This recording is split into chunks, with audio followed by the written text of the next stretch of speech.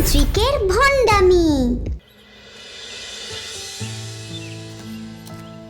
ও মা, আজ এত সকালবেলা কোথায় যাচ্ছ তুমি? মন্দিরে যাচ্ছি রে। আজকে কোনো পুজো আছে নাকি মা? না রে বাবা, পুজো নেই। তবে কেন যাচ্ছ? তুই কি কিছুই খোঁজ খবর রাখিস না? আরে কি বিষয় তো বলো। বলাগড়ে একজন তান্ত্রিকের আগমন হয়েছে। সে অনেক সমস্যার সমাধান করে দিচ্ছে। যেমন কারো চাকরি হচ্ছে না, তার কাছে যাওয়ার পর চাকরি পাচ্ছে। কারোর আবার বহুদিনের অসুখ তার কাছে গেলেই সেরে যাচ্ছে। কালী মন্দিরে তিনি এখন থাকেন। কালীপদ তার নাম। তান্ত্রিক? হ্যাঁ রে, অনেক অলৌকিক ক্ষমতা আছে তার, বুঝলি? তুইও চল আমার সঙ্গে, ওনার আশীর্বাদ নিয়ে আসবি। এমন হয় নাকি? যাই হোক, আমি যাব না মা, কাশি মামার বাড়ি যেতে হবে। সায়েন্সের একটা বিষয় কাশি মামার কাছ থেকে বুঝতে হবে। তুই যাবি না? না মা, আর এমনিতেও আমি এসব বিশ্বাস করি না। তুই বিশ্বাস না করলে কি বাবার ক্ষমতা কমে যাবে নাকি? চুপচাপ তুই আমার সঙ্গে চল। ওনার আশীর্বাদ পেলে দেখবি পরীক্ষায় কত ভালো নম্বর পাবি। আমার ওই রকম নাম্বার চাই না। আমি খেটে যা পাবো সেটাই ভালো। আর ভালো নাম্বার পাওয়ার জন্যই তো কাশি মামার কাছে যাচ্ছি। বেশি বড় হয়ে গেছিস না তুই? যত পাকা পাকা কথা। ওই রকম ভাবে বলতে নেই, পাপ হয়। তন্ত্রমন্ত্রের অনেক ক্ষমতা, একদম বাজে কথা বলবি না। ঠিক আছে, তুমি মানছো যখন মানো। আমি তো তোমার বিশ্বাসে আঘাত করছি না। দাঁড়া, আজ বাবা আসুক, দেখাচ্ছি তোর মজা। আমার সোনা মা, এখনকার দিনে এসব তন্ত্রমন্ত্র দিয়ে কিচ্ছু হয় না মা। কবে যে বুঝবে কে জানে। তুই থামবি এবার? তোর আর তোর বাবার জন্য মন্দিরে যাচ্ছি, বুঝলি? ঠিক আছে যাও, আমিও চললাম কাশি মামার বাড়ি। টাটা। দেখেছো দেখেছো ছেলেটার কাণ্ড দেখেছো? একে নিয়ে আমি সত্যি আর পারি না।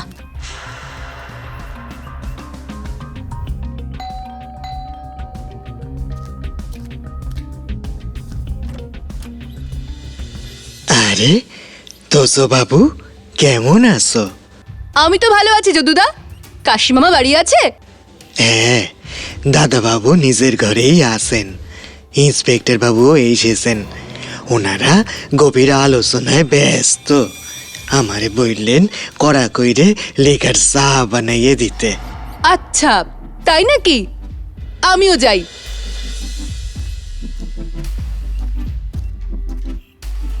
কি নিয়ে তোমরা এত আলোচনা করছো গো কাশি মামা? আরে তোজো, আয় আয় আয়, বস। এই তো আমরা বিহারের একটা ফ্রড ডাক্তারের কেস নিয়ে কথা বলছিলাম। ফ্রড ডাক্তার মানে? হ্যাঁ তোজো, বিহারের একটা গ্রাম আলিওয়ারার ঘটনা নিয়ে খুব চাঞ্চল্য তৈরি হয়েছে। কিন্তু ব্যাপারটা কি? আলিওয়ারার একজন ডাক্তার, যে কিনা মানুষ বাঁচায় কম, মারে তার থেকেও বেশি। তাকে নিয়েই কেসটা। সে আদতে হাতুড়ে মানুষের শরীরের অঙ্গ প্রত্যঙ্গ নিয়ে নানান রকম এক্সপেরিমেন্ট করে। তার এই এক্সপেরিমেন্ট করার চক্করে বহু মানুষ মারা গেছে। ও মাই গড, এ তো খুব বিপজ্জনক। ওই ডাক্তার এইটুকুতেই থেমে যায়নি তোজো। ও নিজের সেই সব পেশেন্টদের শরীরের বিভিন্ন অঙ্গ প্রত্যঙ্গ চোরা পথে বিক্রি করে দিতে শুরু করে। ডাক্তার মানে আমরা মনে করি সে ঈশ্বরের দূত, কিন্তু এই ডাক্তার তো স্বয়ং যমদূত। মানুষ মেরে আবার তার অঙ্গ প্রত্যঙ্গ চোরা পথে বিক্রি করে। কি ভয়ানক! পুলিশ কেস হয়। যদিও তার বাড়িতে হানা দেবার পর কিছু জামাকাপড়, ডাক্তারি যন্ত্রপাতি আর বই ছাড়া সেরকম কিছুই পাওয়া যায়নি। সেই লোকটাকেও কিন্তু আর ধরা যায়নি। সেই থেকে বেপাত্তা। এ বাবা, এটা তো খুব খারাপ হলো। তার তো কোনো খোঁজ পাওয়া গেল না। সে কোথায় গিয়ে গা ঢাকা দিল কে জানে। পুলিশের সন্দেহ ওর রূপ বদল করে কোথাও আছে, কারণ সর্বত্র ওর ছবিতে মুড়ে ফেলা হয়েছিল। টাকার অফারও করা হয়েছিল। তাই সমাজে থাকতে গেলে ওকে নিজের রূপ বদল করতেই হতো, না হলে ও আজ নয়তো কাল ঠিক ধরা পড়ে যেত। কেউ না কেউ ওকে চিনেই ফেলতো। তবে ওর খোঁজ আমরা কোনো জায়গা থেকে পাইনি। আমরা সন্দেহ করছি ও হয়তো রূপ বদল করে সমাজের মূল স্রোতে মিশে গেছে।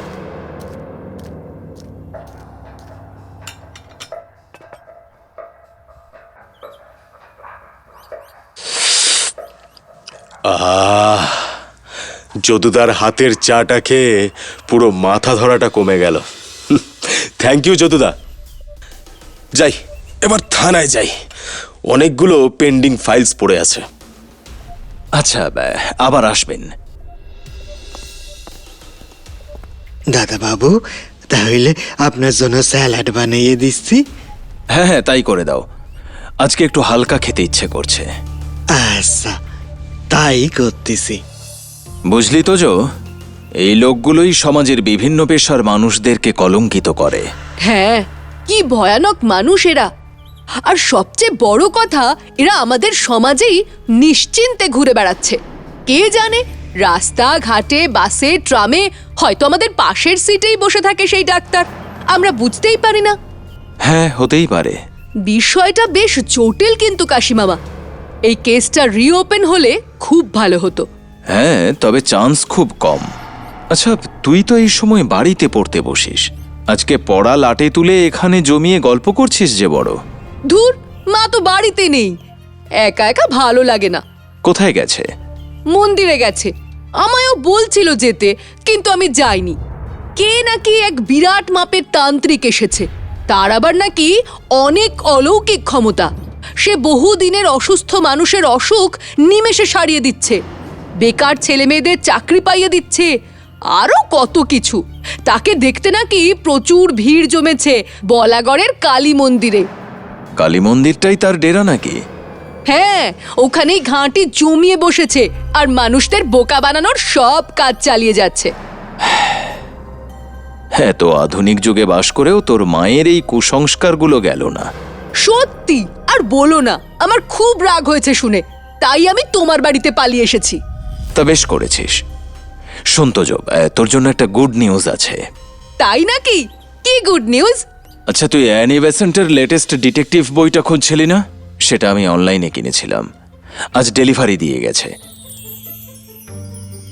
যতক্ষণ না তোর মা ফিরছে তুই ওই বইটা নিয়ে পড়তে বস, তারপর আমি তোকে সায়েন্স চ্যাপ্টারটা বুঝিয়ে দেব। উফ, কাশি মামা, ইউ আর গ্রেট, রিয়েলি। আমি খুব এক্সাইটেড বইটা পড়ার জন্য।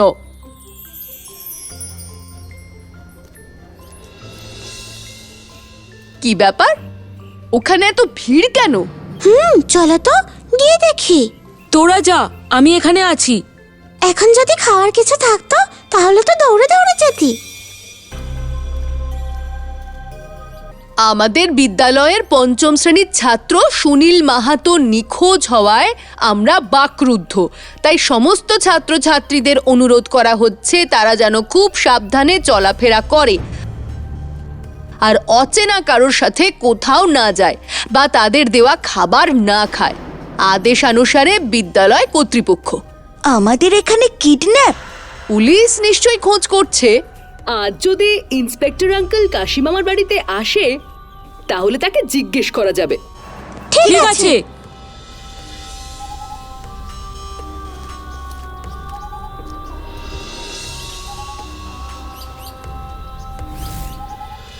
বুঝলি শঙ্কর, আজ একটা পরিবার এসেছিল তাদের এক সন্তানকে নিয়ে, ছোট ছেলে। আমি পরীক্ষা করে যা বুঝলাম, লিভারের জটিল সমস্যা আছে ছেলেটার। আমি ভুলভাল কিছু মন্ত্রপাঠ করে কয়েকটা পাতি হজমের বড়ি দিয়ে দিয়েছি, তবে অবস্থা খুব একটা ভালো নয়, বুঝলি। তাহলে প্রদীপগড়ে যে শিশু পাচারের কথা ছিল সেটা হবে না বলছো? মনে হয় না বাচ্চাটা বেশি দিন বাঁচবে। এখন কি করব তাই ভাবছি।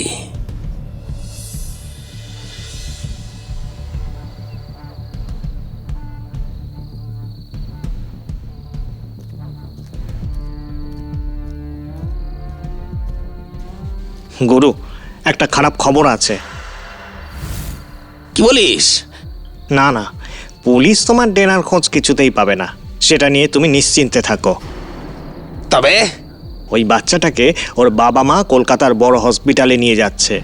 ওর বাবা মাকে দেখলাম খুব কাঁদছিল, তখন সবাই বুদ্ধি দিয়েছে কলকাতা নিয়ে যেতে। তোমার দেওয়া বড়ি নাকি কোনো কাজ করছে না। আরে, এত মূর্খ মা বাবা হলে আর কি হবে? অসুস্থ বাচ্চাকে ডাক্তার না দেখিয়ে তান্ত্রিকের কাছে নিয়ে এসেছে। শরীর তো খারাপ হবেই নাকি? কেস হাতছাড়া হওয়ায় শিশু পাচারটা আটকে গেল, এটাই আমার চিন্তার বিষয়। ওদিক থেকে অলরেডি চাপ আসতে শুরু করে দিয়েছে আমার উপর। কিছু একটা করো, এভাবে চলতে থাকলে আমাদের ব্যবসাটা যে লাটে উঠবে। আমিও সেই কথাই ভাবছি, দেখি কি করা যায়। কি হয়েছে মা? অমন মন মরা হয়ে বসে আছো কেন? আর বলিস না বাবা, আজ মন্দিরে গিয়েছিলাম। তারপর? সেখানে দেখি দুটো পরিবারের লোক ওই তান্ত্রিক বাবার পায়ে পড়ে কান্নাকাটি করছে। কেন? শুনলাম ওদের নাকি দুটো বাচ্চা হারিয়ে গেছে, অনেক খুঁজেও পাওয়া যায়নি, তাই তান্ত্রিক বাবা শরণাপন্ন হয়েছেন। জানিস পুকাই, আজ শুনলাম ক্লাস 1-এর দুটো ছেলে নাকি হারিয়ে গেছে। আমিও তাই শুনলাম। ওদের বাড়ি থেকে পুলিশ কমপ্লেন করা হয়েছে কি? না না, ওরা তো তান্ত্রিক বাবার কাছে গেছে, উনি নাকি সব পারেন। কেন? উনি কি পুলিশ নাকি? এগুলো তো পুলিশের কাজ, ওনার নয়। ওই দুটো পরিবার তান্ত্রিক বাবার কাছে দীক্ষিত, তাই ওনাদের ধারণা উনি সব সমাধান করে দিতে পারবেন।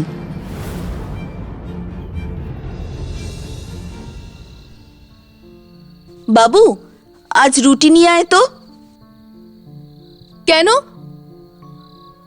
বাবা তো ফেরার সময় নিয়ে আসবে। তোর বাবা আজ অফিসের কাজে আটকে গেছে, ফিরতে পারছে না, এখন আমায় ফোন করে জানালো। তুই আর দেরি করিস না, যা, ঘরে রুটি করার মতন আটা নেই।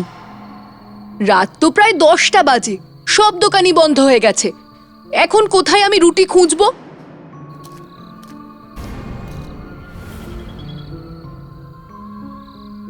যাক বাবা, মন্দিরের পাশের এই গুমটিটা খোলা আছে, এখানেই রুটি পেয়ে যাব।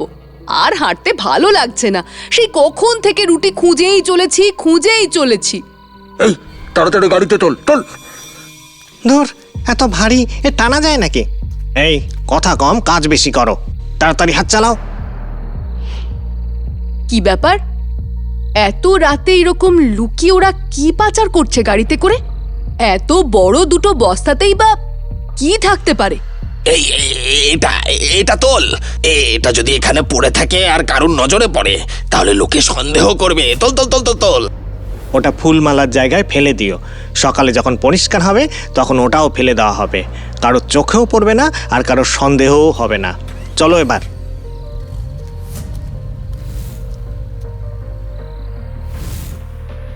আর এই জুতোটা তো না, আমায় এক্ষুনি কাশিমামার সাথে কথা বলতে হবে। মা প্লিজ রাজি হয়ে যাও না। কিন্তু হঠাৎ হলো কি তোর? মা প্লিজ, আমার ইচ্ছে করছে।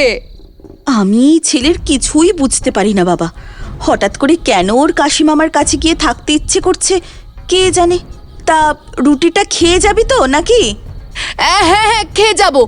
এত রাতে কিন্তু আমি তোকে একলা ছাড়বো না, ঘড়িতে রাত 12টা বেজে গেছে। আমি ফোন করে বলছি যদুদাকে পাঠাতে। আচ্ছা আচ্ছা, থ্যাংক ইউ মা। হ্যালো দাদা।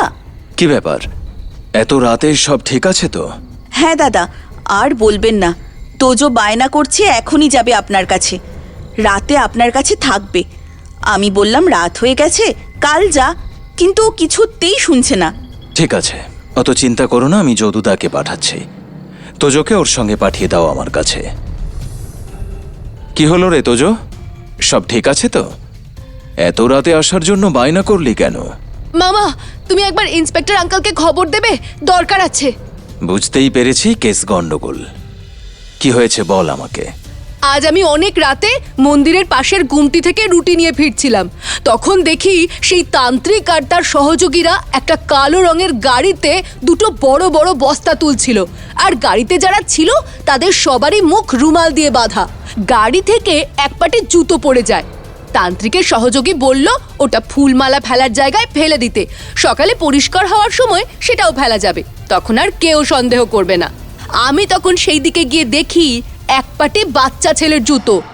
আমার মনে হচ্ছে ও কোনো তান্ত্রিক নয়, এই যে দুটো বাচ্চা হারিয়ে গেছে এর পেছনে ওদেরই হাত আছে। তুমি ইন্সপেক্টর আঙ্কেলকে খবর দাও, ওকে অ্যারেস্ট করতে হবে। কিন্তু ওকে অ্যারেস্ট করার জন্য আরো কিছু প্রমাণ লাগবে তোজো। কাশিমামা, আমার মাথায় একটা প্ল্যান আছে।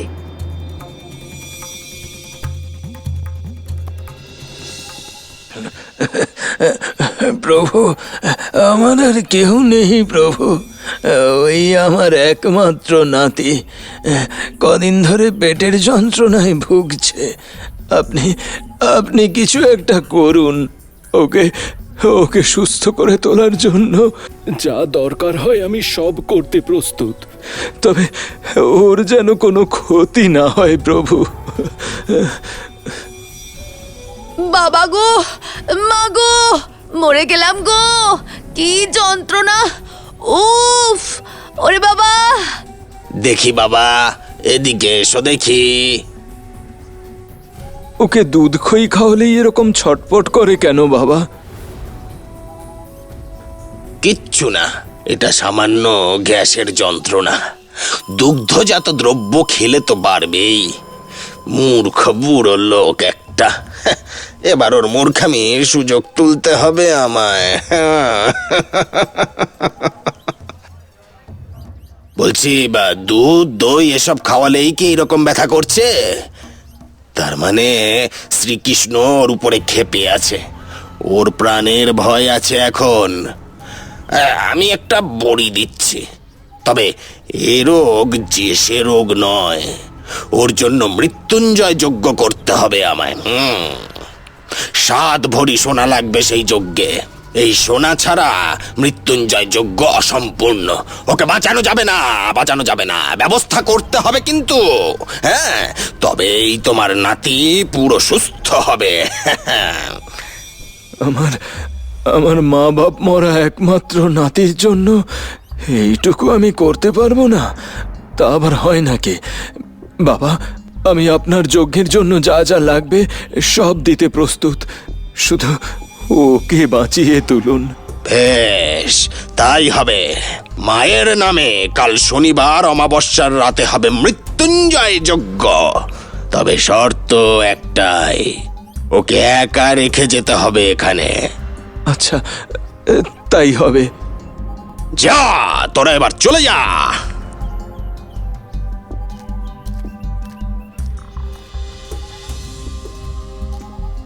এদিকে আয় রে, কোথায় গেলি? একটা বাচ্চা ছেলে জোগাড় হয়েছে বুঝলি, যজ্ঞের নামে ওকে পাচার করে দেবো। তুই খবরটা ওদের কানে তুলে দে, কাল রাতেই হবে সেই কাজ। তারপর এখান থেকে চম্পট দেব আমরা। আবার অন্য কোনো জায়গায় ঘাঁটি কাটতে হবে আমাদের, বুঝলি? এখানে থাকাটা এবার বেশ ঝুঁকির হয়ে যাচ্ছে আস্তে আস্তে। আচ্ছা, তাই হবে।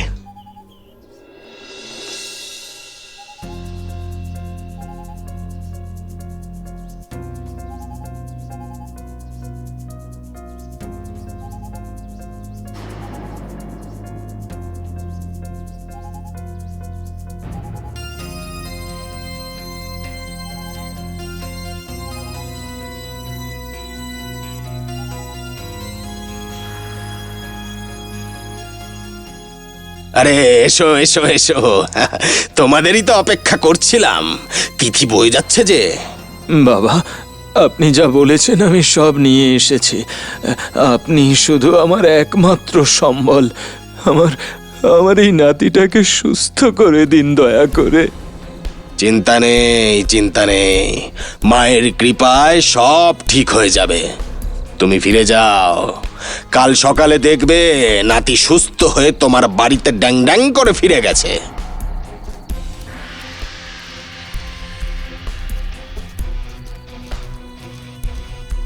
ওরে বাবা, আর পারছি না, কি ব্যথা করছে! উফ, ও মা, মা গো, বাঁচাও, বাঁচাও! আর পারছি না, আর পারছি না। এই শঙ্কর, শঙ্কর রে, বেটা তাড়াতাড়ি আয়, তাড়াতাড়ি আয়। এই ছেলে তো অজ্ঞান হয়ে গেছে রে। ভালো তো, ওকে আর আলাদা করে অজ্ঞান করতে হবে না। চলো তাহলে ওকে গাড়িতে তোলা যাক। ইন্সপেক্টর চক্রবর্তী, আপনার হাতে এখন সব দায়িত্ব। ছেলেটা কিন্তু ভীষণ রিস্কে আছে। আপনি একদম ভাববেন না, আমরাও তৈরি আছি। ওর জিপিএস ট্র্যাক করা হচ্ছে। যতক্ষণ ওর বডির সাথে জিপিএস টাচে থাকবে, আমরা ট্র্যাক করে এগোতে থাকবো। আজ এটার সঙ্গে আগের দিনের 2টো বাচ্চাকেও পাচার করে দিতে হবে আমাদের। হাতে কিন্তু বেশি সময় নেই, বুঝলি? তুমি চিন্তা করো না, সব গোছানো হয়ে গেছে। ওদের কেউ কিছু খুঁজেও পাবে না। এই সব রেডি তো? হ্যাঁ, আর জঙ্গলের বাইরে গাড়ি রেডি। আগে এই ছেলেটাকে নাকি আগে ওইগুলোর ব্যবস্থা করব? কোনটা? এই ছেলেটারই আগে একটা ব্যবস্থা করুন, তারপর না হয় ওই দুটোরও ব্যবস্থা করা যাবে।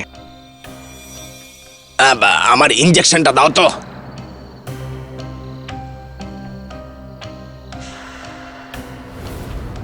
এ কি, জিপিএসটা বন্ধ হয়ে গেল কেন? কি হচ্ছে ভিতরে? এই, তোমরা চলো আমার সাথে।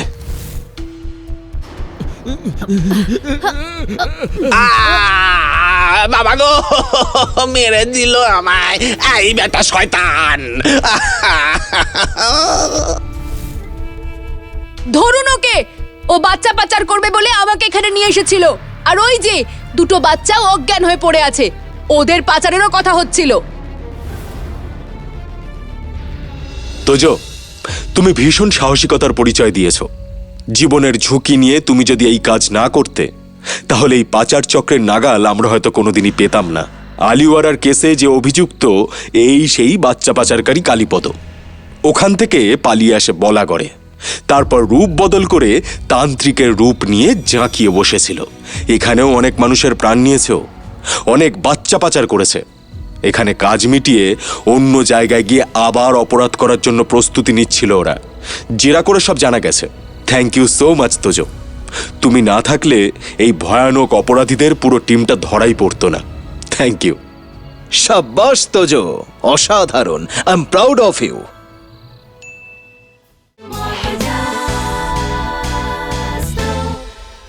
এই রকম রঙিন মজায় মেতে থাকতে সাবস্ক্রাইব করো তোমাদের প্রিয় চ্যানেল রঙিন টিভিকে।